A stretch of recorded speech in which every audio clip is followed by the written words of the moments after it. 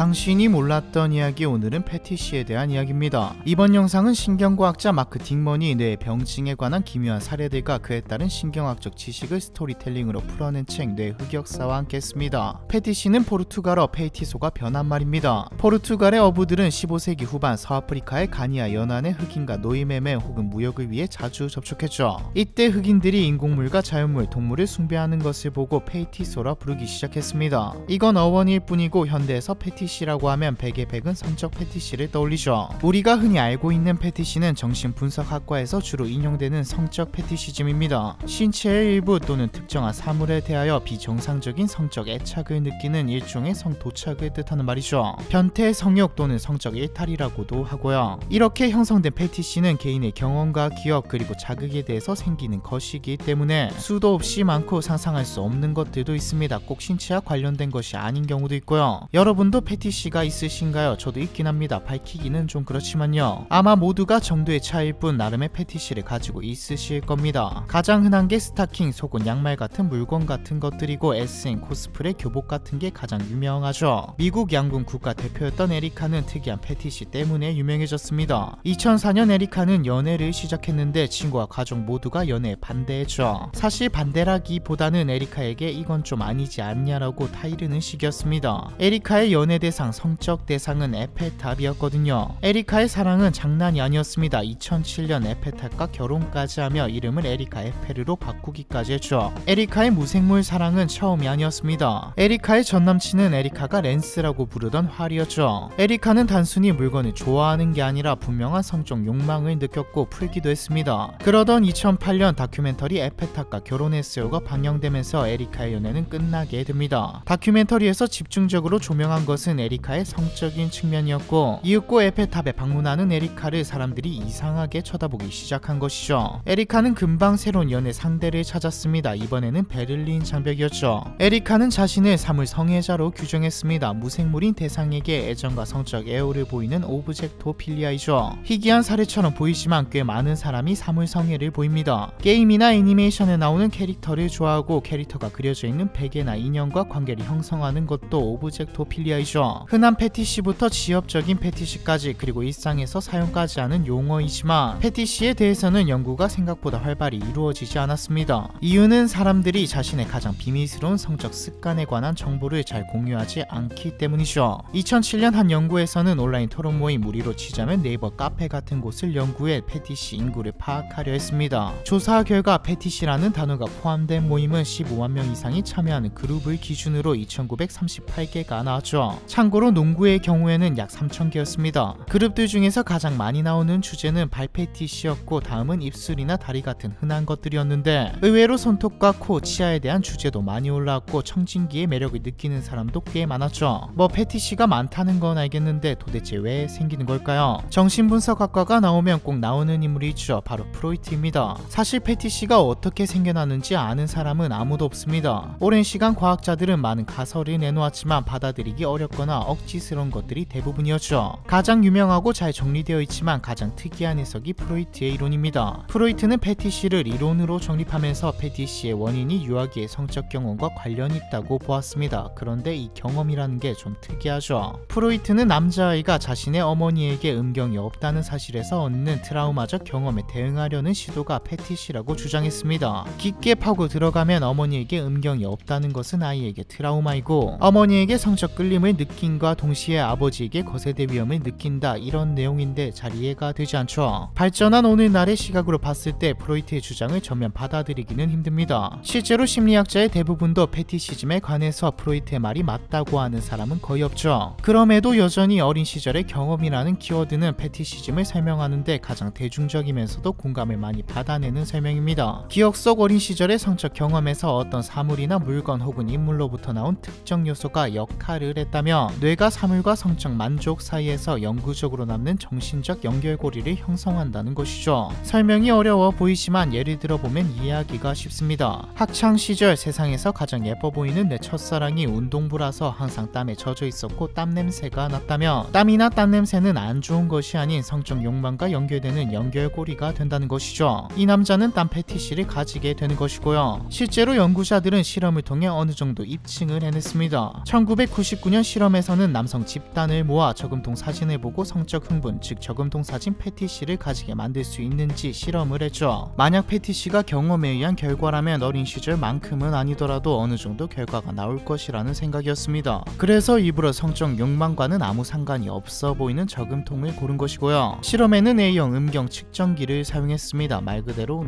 커지는지 어떤지 흥분도를 파악하는 측정기죠. 연구자들은 A형 음경 측정기를 연결한 다음 피험자들에게 여성의 사진을 제시하기 직전 혹은 직후에 저금통 사진을 보여주었습니다. 노골적인 사진과 저금통 사진을 함께 보여준 실험을 몇 차례 진행하자 나중에는 저금통 사진만으로도 피실험자들의 음경 측정기가 반응하기 시작했죠. 성적인 요소가 없는 대상 사진을 보고도 흥분하는 법을 학습한 것이자 경험한 것입니다. 즉 패티시는 학습이 가능하다는 것이죠. 꼭 어린 시절의 기억뿐만 아니라 성인이 되어서도 형성될 수 있는 것입니다. 패티시는 성적 경험과 연결된 신경 자극에 대한 강력한 기억을 통해 형성되었을 가능성이 있다는 점을 시사함과 동시에 인간의 뇌가 얼마나 원시적인지 말해주는 실험이었죠. 파블로프의 개 실험과도 상당히 유사하고요. 실험에 참여한 9명의 남성은 노스다코타 대학교에 다니는 심리학과 학부생들이었습니다. 실험에 참여하고 받은 거라곤 추가 이수학점과 $20였는데 저금통을 보고도 성적으로 흥분할 수 있다는 사실을 알게 된 데서 오는 곤혹스러움에 대한 보상으로는 부족하지 않나 싶네요. 사실 개인적인 취향이기도 하고 사랑하는 사람과 합의하에 즐긴다면 큰 문제는 없죠. 문제는 범죄로 가기 쉬운 패티시들도 있다는 점입니다. 사회적으로나 윤리적으로 절대 용납할 수 없는 것들이기에 숨기고 살아가지만 분명히 존재하는 이들이죠. 죽을 때까지 취향을 숨긴 채 실행에 옮기지 않은 채 살아가는 사람들이 대부분이지만 꽤 다수가 실행에 옮깁니다. 주체하지 못하고 실행에 옮기는 이유는 도파민 때문이죠. 패티시는 자극, 즉 도파민 분비기에 너무 빠져들게 된다면 더 깊숙한 곳으로 더 자극적인 것으로 나아가게 됩니다. 어린 시절의 경험만이 패티시의 원인이라면 한계가 존재하겠지만 저금통 실험에서 봤듯이 패티시는 학습이 가능한 것이죠. 도파민은 움직임과 쾌락 추구에서 중요한 역할을 합니다. 동기를 자극하고 내가 즐겁다고 규정한 대상을 갈구하도록 관여하죠. 이 말은 자극을 쫓는 패티시는 충동적인 행동으로 나타날 우려도 크다는 말입니다. 남성과 여성 두 쪽 모두를 대상으로 진행한 조사 결과 절반에 가까운 응답자가 관음증이나 패티시즘 노출증 수준의 성도착적 관심을 가지고 있다고 응답했습니다. 같은 조사에서 행동으로 옮기냐는 질문에 3분의 1에 해당하는 사람이 행동으로 옮긴다는 대답을 했죠. 앞에서 말했듯이 합의하에 그리고 건강하게 즐긴다면 문제가 없지만 이 중에는 남에게 피해를 입히는 수준의 패티시도 존재한다는 게 문제입니다. 진짜 문제는 연구가 제대로 이루어지기 힘들다는 점이죠. 패티시는 공개적으로 열정적으로 모여 이야기할 만한 주제가 아니죠. 그래서 심리학적인 연구도 힘들고 원인도 해결 방법도 제대로 규명하지 못한 겁니다. 과한 패티시가 병으로 규정된다면 범죄의 면죄부를 줄 우려가 있긴 하지만 이건 구더기 무서워 장 못 담그는 꼴이죠. 의학적으로 과학적으로 범죄로 이어질 패티시들에 대한 연구와 도파민 충동을 억제하는 방법을 찾아낸다면 수많은 끔찍한 범죄를 막을 수 있을 겁니다. 범죄자가 될 한 사람의 삶도 어쩌면 정상으로 되돌릴 수 있겠죠. 처음에 말했듯이 이번 영상은 책 뇌 흑역사와 함께 했습니다. 이 내용도 제가 조금 각색하거나 덧붙이기는 했지만 책의 목차 중 하나이죠. 책은 뇌 조직에 아주 미세한 손상만 가해져도 인간으로서 지켜야 할 가장 기본적인 윤리마저 나도 모르게 무너질 수 있다는 사실을 보여줍니다. 어제까지는 평범했던 사람이 오늘은 완전히 다른 사람이 되어버리는 사례들을 통해 과연 우리 인간은 어디까지 이상해지거나 혹은 비범해질 수 있는지, 인간의 정상성이란 얼마나 취약한 것인지를 알 수 있었던 다소 섬뜩해지는 시간이었죠. 책 뇌 흑역사에는 뇌 병증에 관한 여러가지 기묘한 사례들과 그에 따른 신경학적 지식이 매우 흥미로운 스토리텔링으로 담겨 있습니다. 책을 끝까지 읽고 나니 당연해 보이는 현실이 일순간 사라질 수도 있다는 두려움, 그리고 평소 다양한 감정을 느끼고 사랑하는 사람의 얼굴을 알아보고 언어로 마음을 표현할 수 있다는 것에 대한 감사함을 동시에 느끼게 되네요. 관심 있으신 분들은 온라인 서점을 통해 구경해 보시는 게 어떨까요? 고정 댓글에 링크를 남겨두겠습니다. 패티시에 대한 이야기 이번 편은 여기까지입니다.